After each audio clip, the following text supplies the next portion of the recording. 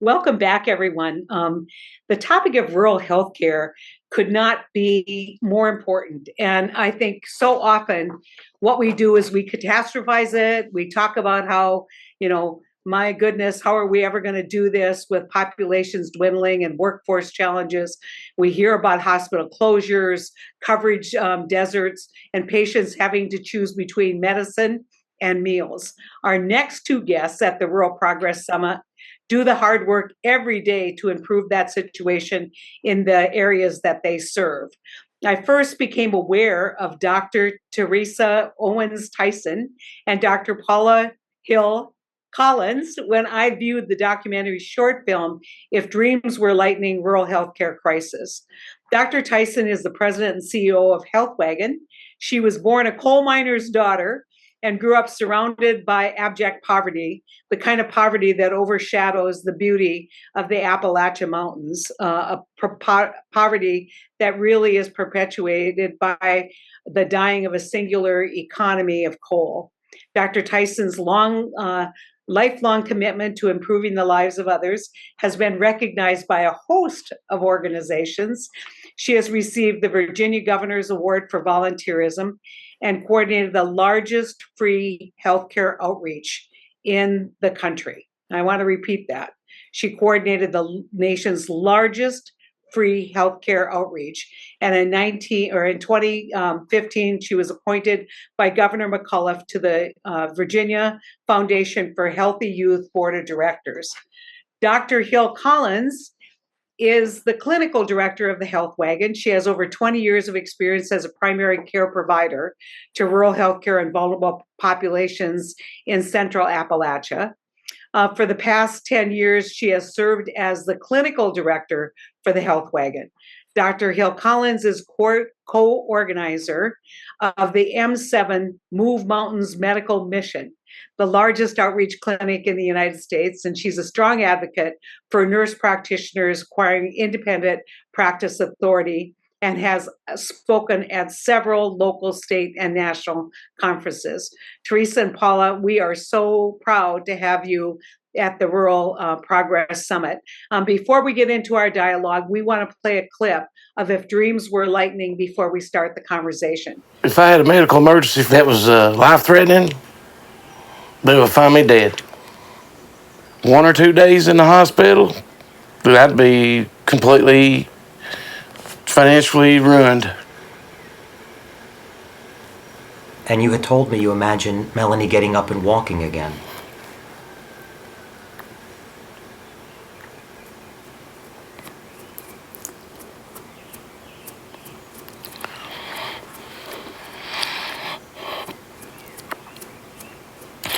God, what a dream. I've had that dream.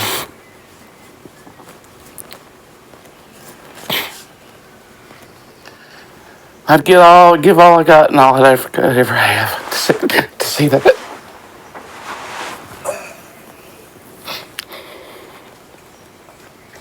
I'm so proud of him. I just want to bust at the seams. I've always dreamed about, if I didn't have any children, but if I had one or two or three or four, what I would be doing right now is just taking care of him. And, it's been like I've dedicated my whole being to Danny. And That's what it's been, because all we've had is each other. The whole world was falling apart. If they'd spend half the money that they're using on destroying it, nobody would want for nothing, would they? By helping people? Shoot.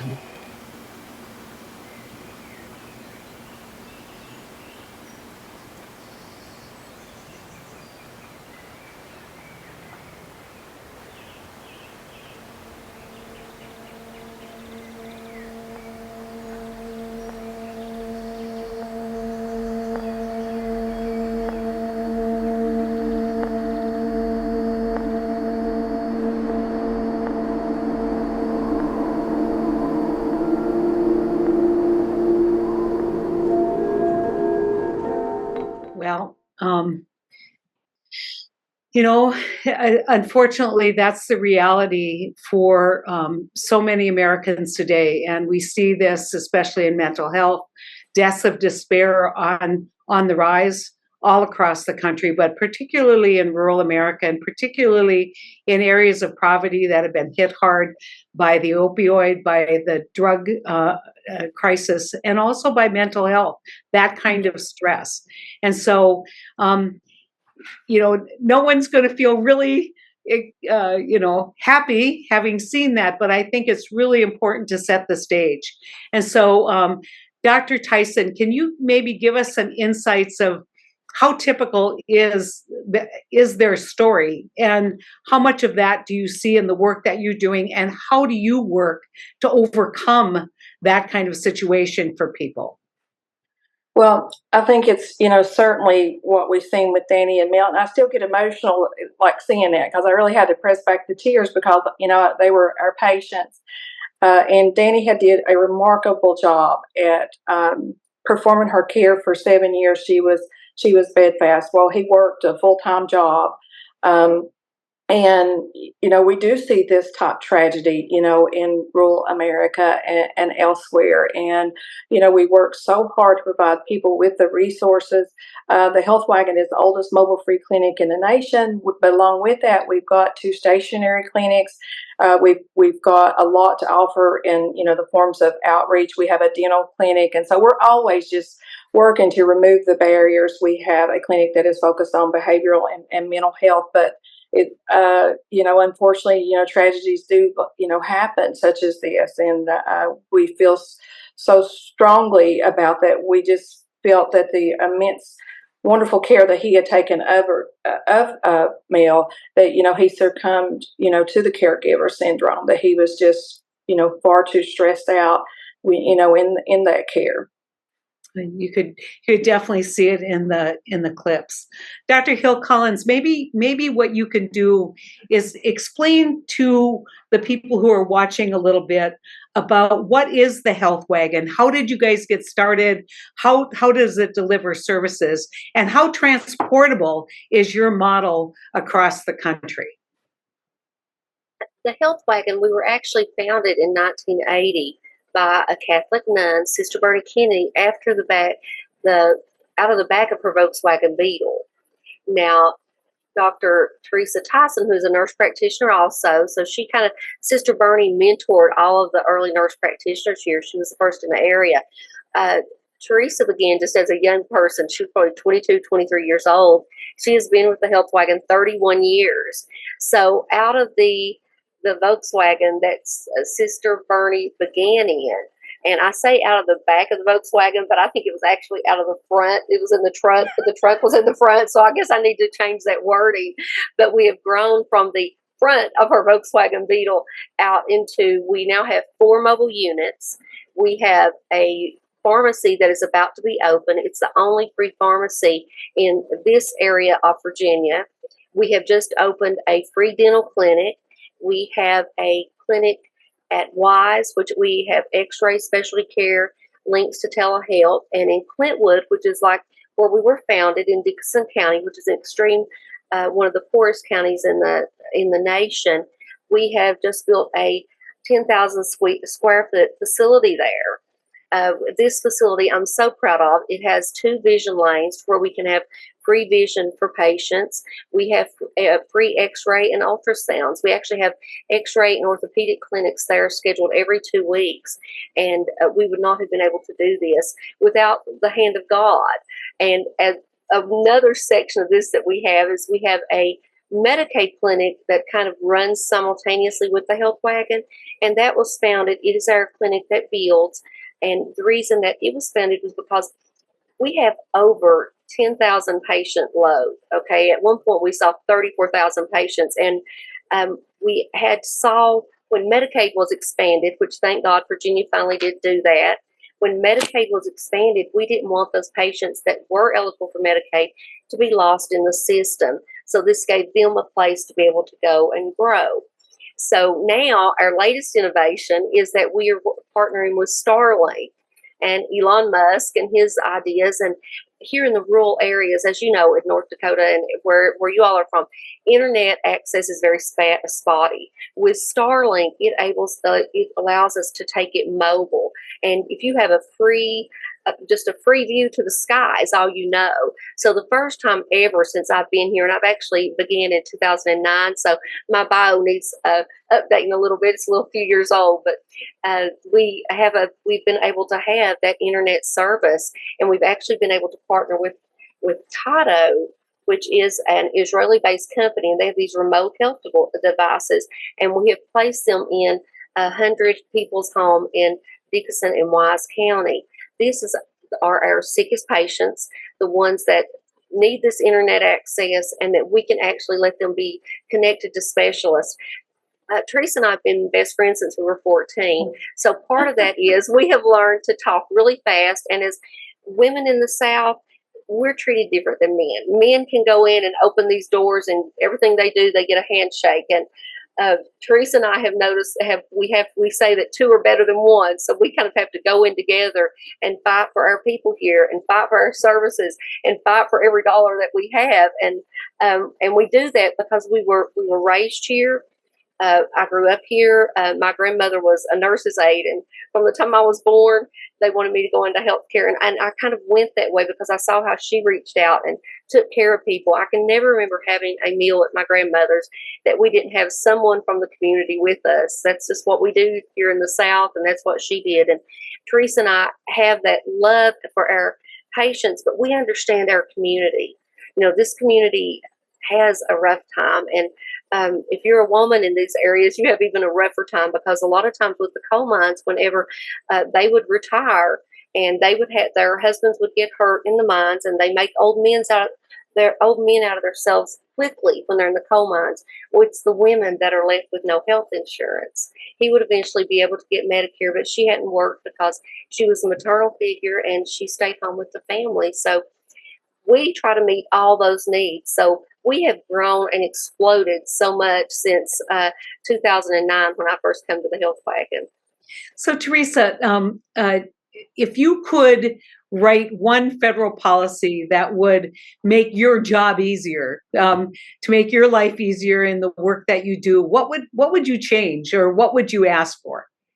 Oh, I guess more, more focused like on the population health, because, rural health that's so centered to what we do. So the overall community health, it declines with reduced preventative care. It's what we're seeing out there, the management of chronic diseases and emergency services.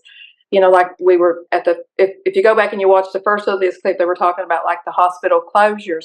But we just need to do more policy advocacy, the expansion of, Medicaid. That really helped our community, as Paula was speaking, a lot.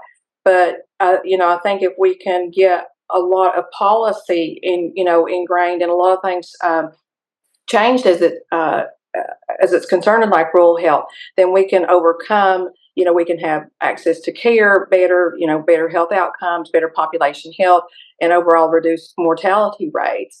We're here in Central Appalachia, where communities, they already face, certain socioeconomic challenges, but we need to look kind of outside the box. I would love to see a health wagon in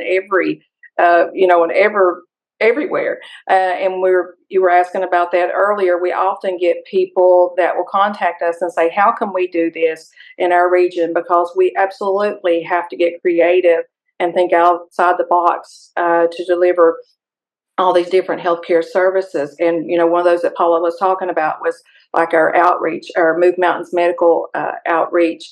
That was formerly Remote Area Medical of Wise County. It was the largest.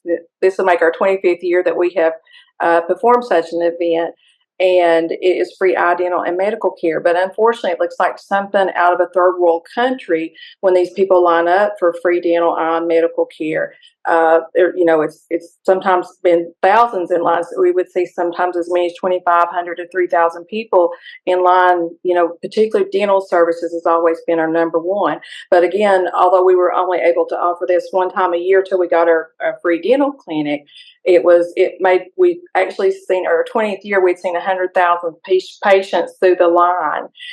But if you we'd always have like a lot of international press and a lot of national press that would come because it did look like something that was out of a third world country here. Virginia is a very wealthy state, but not in the mountains in Southwest Virginia in the Appalachian Mountains.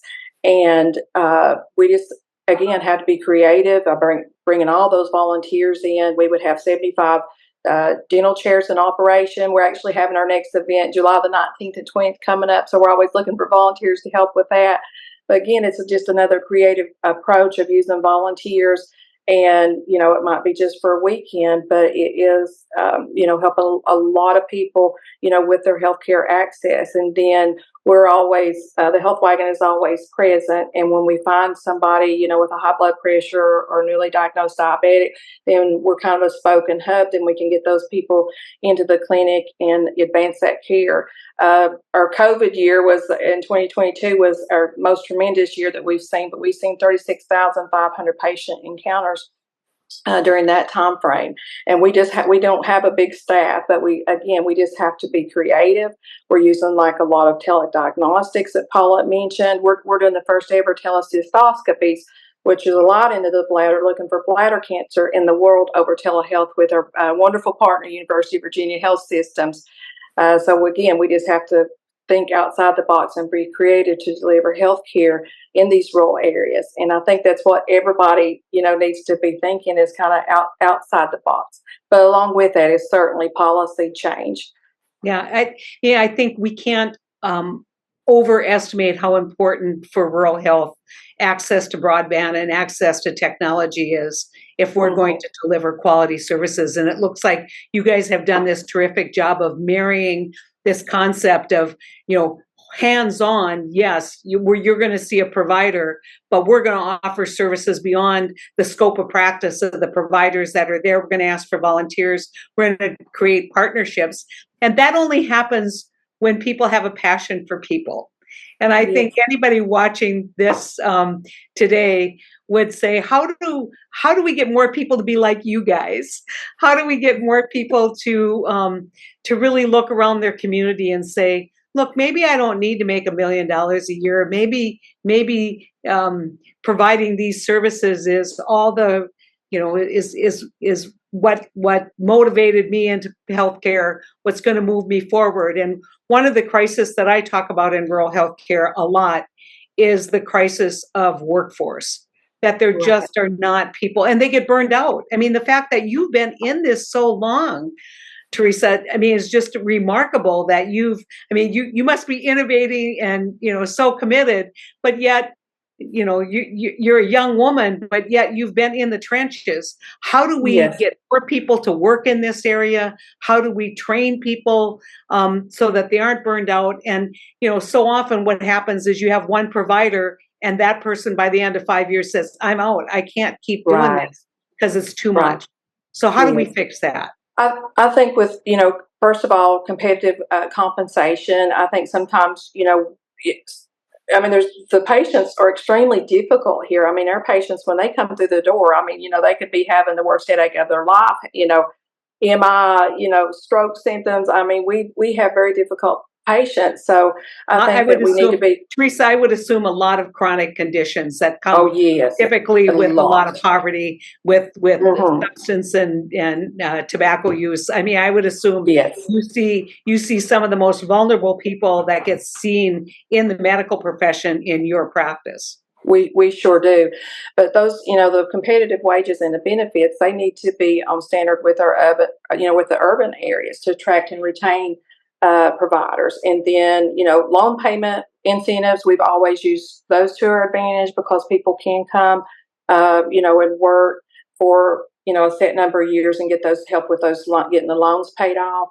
And then I think, work-life balance, ensuring that we have manageable workloads, and that we have adequate staff. I think that's very important. And we do live in a rural, beautiful area that, the work-life balance, one of the most beautiful areas, I think, in our nation, here in the Appalachian Mountains. So, I think that if anybody can make the work-life balance happen, that we could, definitely be a part of that. But, stable funding, like going back to the policy and infrastructure, and that we ensure stable and adequate funding for rural healthcare facilities to maintain operations and staff. Because most of my life, I have went out and seen the patients during the day and came back and wrote grants or, tried to network for, additional resources in the evenings. And, that really comes at a cost, for your family. And I guess that's my only regret there, because I know that we have this ambition drive to help the most vulnerable, but it is at a cost, at a personal cost sometimes, and we need less personal costs and more resources, for us individuals that are willing to be in the trenches. Yeah, I mean, my husband practiced rural medicine for years, and in his early years, he was working 100 hours a week. Yes. He's a farm kid, so that just came kind of natural to him. But you look back on it, he missed a lot doing that. Yes. You miss a lot for your family, but you also gain a lot when you know how important your work is. I want to just for a minute talk about this film. Where can people see it? How did you two get involved in this? Either one of you can answer this question. And what do you hope to accomplish with this documentary?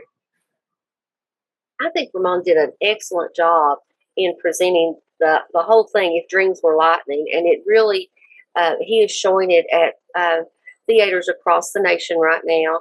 And the one thing that he did, the title, If Dreams Were Lightning, when he was interviewing my patients, I would look in their eyes, and these were patients I see every day, because Teresa and I did not just sit in an office. We're out there seeing patients. We probably have 10 different hats and jobs we wear, and to see them when they would ask them what was your dream, because we always had dreams, and when you look at the dreams that they had, and you wonder about my patient that was in the military, and while he was in a technical school, he was sent to Vietnam, while his counterparts that were in college didn't have to go, and you think about what did that do to their mental capacity, and what a burden it was, because I don't know any of them that actually looked and said, I'm living my dream. Not many of us do, but that the whole title should resonate with people across the nation. We aren't a third world country. We are part of America. We do have educated people down here, and they do have dreams. They had dreams when they were little, but we get criticized a lot. And I know even when I was a teenager growing up, I would tell Mom, well, why don't they just go somewhere else and work and live? And she was a school teacher, but she looked at me, and she had a heart of gold, and a heart that was for serving everyone. And she said, "Oh, how do they go? They don't know anyone. They don't have the money to go. They haven't been to school." And it was more like, you need to be thankful for what you have, and just realize some people have obstacles that it isn't so easy to overcome. It's not so easy to overcome. By the grace of God, we're given the life that we're given. But some more, it's just like don't want to say it's just the stroke of the pendulum, however it falls. The kind of intersectionality between caring and judgment. I mean, there's just a lot of people who want to lead with judgment as opposed to, kind of trying to understand what the situation is. And I appreciate I was recently given a chance to hear a young man who returned from the military, and he went to his hometown and found out that it was the epicenter of the opioid addiction crisis and he started talking about how he had judgment, and then eventually spent time, and that judgment dissipated, and then he had good ideas. And so if we could just skip the judgment and get to the good ideas. I don't think any of us sit so high that we can judge anyone. Yeah. We've not been born into that, but it's easy to turn a blind eye. Obviously, it's easy because our politicians do it every day, and that's something that I wish could change, to where they would actually have empathy for the people that they're supposed to be serving, instead of just, okay, what's in it for me? How can if I do this, what's the result going to be for me? And I'm sorry, maybe I'm cynical after all this time, but it's almost anymore when you see a political slogan, I don't really believe anything they believe in, whether it's abortion, whether it's insurance. I don't know if they actually believe it at the party level or if it's just became a jargon that they know can hit certain political parties. And it's such a waste, and it's so sad. And both of you have mentioned this, and I think it's important. The Affordable Care Act, otherwise known as Obamacare, did something that, especially for people who live on the margins, was so critical for delivering health care, and that was Medicaid expansion. The ability, and as people are talking about, well, maybe we should repeal, the ACA, Obamacare, that's just going to leave millions of people behind. I mean, we're already seeing this happening in the rates that we're subsidizing health insurance on the exchanges, but Medicaid expansion has been one of the most remarkable programs. And, I think everybody who practices knows that law has saved lives. That this isn't an exaggeration. And how much easier has it been since the expansion of Medicaid for you all financially? And maybe Terry, you can, Teresa, yeah, talk about that. I mean, it's still very hard on a daily basis because the Medicaid expansion, I'm very grateful for it. It's not been enough. Virginia was a very restrictive Medicaid state anyway. But what in what they did help some, but the patients that we still see are the working poor, and so it's still very difficult because there's just so many out there that just fall through the cracks, and so it's still, although we're grateful for it, and as Paula said, we were able to open up a clinic that primarily serves the Medicaid population. The free clinic part is still vastly underfunded and under-resourced, and there's just so much death and dying and premature death out there that we need to do a better job. Yeah, I have to ask, people who are qualified for Medicaid expansion, are they applying? Yes, we go out. We've got one Medicaid eligibility worker, and that's all she does is trying to get people enrolled, into Medicaid, particularly for like something catastrophic. I mean, most people are just it seems like a paycheck away from you could have something catastrophic happen to you, and it bankrupts you. So that's what we worry about. We saw that in his clip when he said, I'm just one event away from not being able to provide anything for my family. And, yes. That's just bad luck. We look at it as, there by grace of God go I. I mean, we could all find ourselves in that situation under circumstances. And one thing that we see that the Affordable Care Act wasn't able to address, and that I see as the most atrocity that we have let happen in America is, I do think that it is a right for everyone to have health care. I think that is a basic right that people should have if you're looking at liberty and justice for all. But the ones that they have failed the most all the way across is our elderly. Our elderly are the ones that we have the most difficult in getting help because they have Medicare. And Medicare, that is what they have paid into and worked for all their lives. But they go in this donut hole. My patients are hitting it now. They can't afford their medications. And I'm like, how did we let these people that have been an example and been the backbone of America, why did we have to fail our seniors? When other cultures try to protect them, I think we failed them, and I don't know what the answer is. Medicare helps them. They do have Medicare. But it's that insurance and the pharmaceuticals, and I'm really happy that they have finally put a cap on the insulin for $35. I mean, thank God that went through. That's going to be tremendous. I think there's also a cap on inhalers, which that will really help. But the problem that I still struggle with helping within our patients falls within that. It's in the pharmaceutical system, and it's those that cannot afford their life-saving medications, such as Eliquis, after they've had a heart attack. Yeah, well, the good news is Congress did, in fact, plug the loophole, plug the donut hole. Yes. And so we'll see. And going back, and not to make this a partisan thing, but going back, there's just a lot of people who are looking at rolling back a lot of these protections, whether it is, the expansion that allows you to provide dental care, which is so important. I mean, anyone who has studied, chronic disease understands how important what is happening in your mouth is to the rest of your self-esteem, your mental health, but also your physical health. And so, I want, we just have a few minutes left, and I know you guys have great stories. I want you to just tell one story apiece of someone who just lifted your heart and you knew you were in the right place at the right time, because that clip was kind of bleak. And so we want to tell people about the wonderful kind of intangible rewards, not the salaries or the benefits, but how you feel about yourself every day doing this work. I'll start with you, Teresa. Well, I think mine's still kind of a sad story, but it was during one of our major dental outreaches, which we were talking about. And we had a volunteer that went over to a dentist, and there was a little 7-year-old child that was in the chair.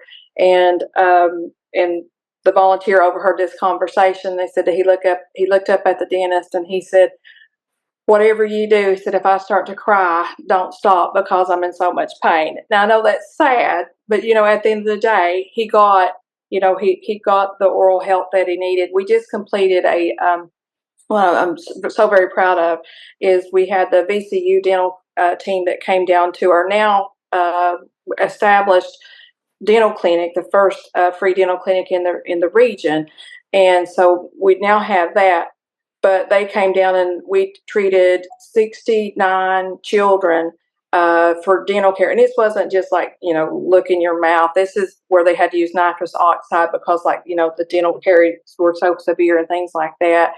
And I think at the end of the day, children's dental health is it's just so important. But all the good work that we were able to do during that event, because unfortunately we are seeing children as early as 12 years old need, a full dentures, and so we want to avoid that, and we want to do more successful clinics like that we did with the Give Kids a Smile clinic that we just did. That was the second one that we did with our VCU partners. Just always looking for more partners to be able to come in and do more of that type that absolutely get to, dental pain is such is a hard pain to deal with, and to give some relief to not only our adults but to our children, so we make it a very valuable experience for them. And like you were saying, the oral, the connection to the rest of the body is, so imperative to take care of all that. And we're just very fortunate to be able to look at our patients in a holistic manner, looking at the oral health, looking at the, the chronic disease states and things like that, and kind of blending all that together to make a very successful outreach program that the Health Wagon has become. We just need more health wagons out there doing the same things. But I think that this, it's not the be all and end all of rural health, but I think that we have a lot of infrastructure in place, everything from, getting out there, galvanize the community, for outreach, finding those that are, sick and then bring them back in for care, to looking for other resources like Paula was saying, like the Starlink and telehealth infrastructure, and just, building on specialty care. We do a lot of specialty care through telehealth. And looking at those models that we know that are working, that are, on the up and coming out there, and building them back, into infrastructure so that we could do a better job of taking care of the rural health folks. Love it. Just love what you do. Paula, it's your chance to brag about some patient. I have so many. I'm sitting here, okay, which one would be better? I think that mine was just a recent patient. He was 26 years old, and he came in. His wife had called me, and he was having, he had noticed he just felt like he was having a little bit of tenderness in his testicular area, nothing, it could have been anything. So we were able to get him in. Turns out when we have an ultrasound done, we offer free ultrasound here, he had testicular cancer. Thank God for our connections, like with the University of Virginia. I was able to get hold of Dr. Cruxby, who helped us do the cystoscopies down here. She had him in within a week. She had his treatment done. We were able to help him to get get their hotel room up there because it's expensive going up to Charlottesville. But yet he was 26 years old, and that's such a scary diagnosis. So they actually come back to me. They had brought me, they sent me flowers. They brought me, I've got actually over here, it's a lot of, her grandmother makes flowers with lights down in them, and they brought that to me. And I said, have your grandmother pray over it for me. And she did. But the idea that we were able to he's 26. Thank God we were able to move so fast, not only because of the anxiety that they had, but they were facing, if it spread, the possibility of not having any other children. And we have him in there. We have a treatment plan. He's had his surgery. He's doing great. And like I said, they sent me flowers here, and their grandmother, she's 80 some years old. She has severe arthritis, and she takes wine bottles and she puts flowers in them and puts lights in them. And that just means so much to me. And I keep it by my bed at night. And that's been the most recent. But there have been so many that you look at and you'll see them, and they'll say, you're the reason that I'm alive. We have a lady that was up here today, an elderly lady, and she had no symptoms, maybe a cough. We sent her for a chest x-ray at one of our large events, and it was lung cancer. And she still comes in. She anoints these prayer bracelets and gives us. And she brings them in and has us give them out. And she's just so thankful. And when God put us there in these situations, at least we made a difference in one life. If anything else, I think that we're put here to serve. And, we have spent our whole life doing this and taking care of people. And it is hard. And as you said with your dad, I think one of the things as you look back and you're getting older, you're like, wow, I missed a lot. But then we gained a lot too. Yeah. I'm listening to both of you, and I'm thinking any young person who is going through medicine, they can look at what financially that calling could bring them. And obviously, some of the richest people in our country are physicians or in that occupation. But nothing will ever replace the stories and the love and the absolute sense of what you're doing is so incredibly important. And it's important to people who haven't been given a lot of hope. I mean, it's not that I don't see big ads on cable television saying, give to the two of you. I think we should. Like you see other large institutions say, here's some amazing stories, but you two are truly doing the Lord's work. And I always say, guess what? When everybody's queuing up in line and the pearly gates, you guys get to cut the line. You guys get to go in first because you truly have just done. How would somebody get a hold of you two is watch this, said, I want to know how I can either help you guys continue to do what you're doing, but think about how I could be the spark that may drive this in other marginalized communities. Well, we always give out our cell phone numbers. So mine is 276-337-0331, and Teresa's is 276-337-6848. And the funny thing is, we do not have a work phone. This is our cell phone, our personal cell phone, but we give it to the world. We have www.thehealthwagon.org that they can also go and they can donate. And we have a text to donate that they can. And most of all, what we need is prayers that God will keep giving us the resources and keep giving us the stamina and the courage to keep going. I have a question. Last question. We just have a little bit of time. Do you guys still have the Volkswagen? No, we've got a picture of it. We do have a picture of it. Well, put it on your website. I'm sure people would love to see it. Yes.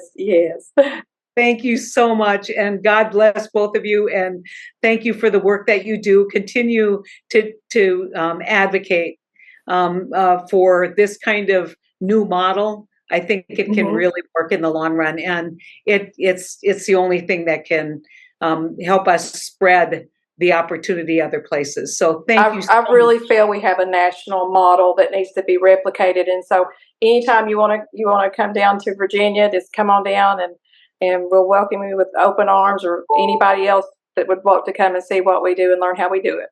And we I just love wish I were a students. dentist. I would be more helpful if I were a dentist. Yes, we love students, and we would like to say that any young person, we want to mentor them. We want to be able to be a light for them and show them hope. Okay, thank you so much, both of you. All right. You're Thank you just all. absolutely Thank delightful. you. Thank you for having us. Okay, bye bye. Bye-bye.